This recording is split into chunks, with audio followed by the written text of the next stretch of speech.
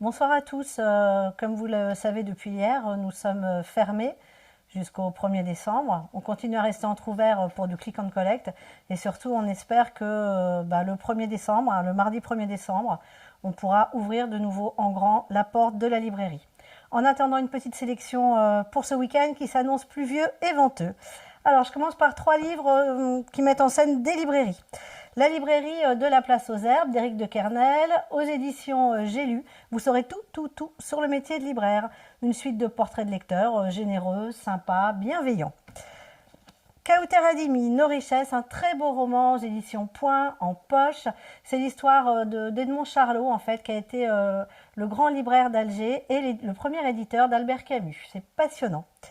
Le cercle des derniers libraires de Sylvie Baron aux éditions J'ai lu. On espère ne pas en faire partie. Et puis pour 2 raisons. Un, parce qu'on ne veut pas être parmi les derniers des derniers. Et puis surtout parce qu'il y a beaucoup de libraires qui se font assassiner. En fait, c'est un polar. Livre Maria, Julia Kernino aux éditions Iconoclaste.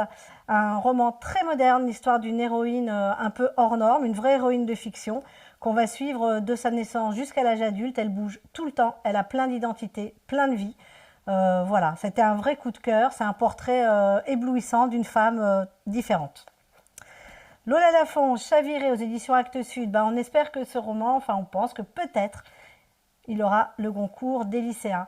Et en fait, cette petite Cléo qu'on suit depuis ses 13 ans, elle nous fait basculer, chavirer, elle nous bouleverse. Bref, tous les synonymes qui vont avec le mot chavirer. Sa passion, c'est la danse.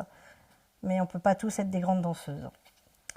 Louis d'Alembert, Mur Méditerranée aux éditions Point. Un livre qu'on a adoré lors de sa sortie l'an dernier en grand format. On suit l'histoire de 3 femmes dont les destins sont très semblables à celles de beaucoup de femmes qui sont aujourd'hui en perdition sur la Méditerranée.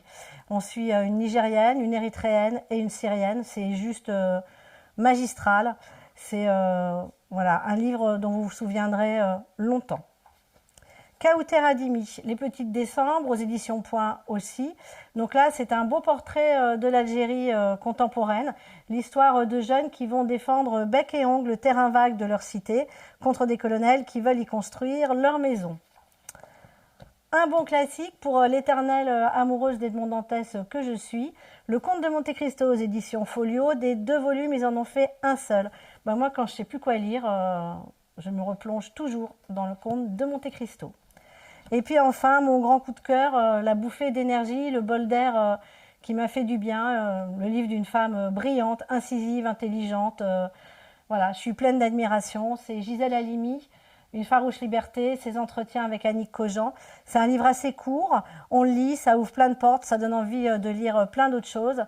Et puis moi, j'ai envie de le faire lire à toutes les filles, mais aussi à tous les garçons de ma famille. Voilà. Bon week-end à tous et puis à bientôt. Au revoir.